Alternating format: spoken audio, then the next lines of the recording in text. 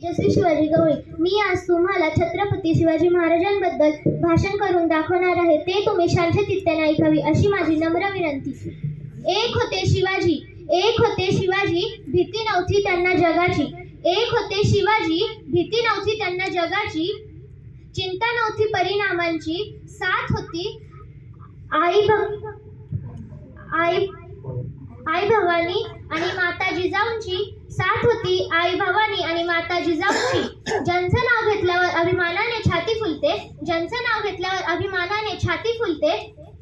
आणि मरणाच्या दारात उभे असलेल्यांना 12 हत्तीचे बळ मिळते, आणि मरणाच्या दारात उभे असलेल्यांना 12 हत्तीचे बळ मिळते. अशा माझ्या छत्रपती शिवाजी महाराजांना माझा मानाचा मुजरा.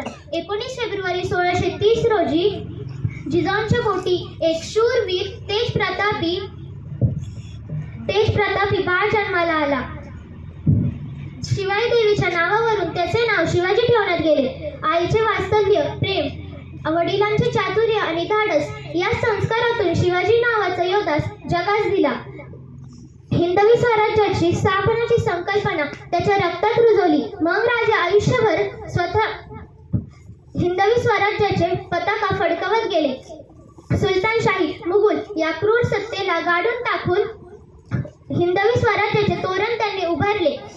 अफजल खानाचा वध, शाहिस्ता खानाची फजिती, आग्राहून सुटका असे एक ना अनेक प्रसंग आहेत ज्यातून शिवाजी महाराजांनी यशाचा पताका कायम ठेवला. शिवाजी नावात प्रचंड शक्ती आहे.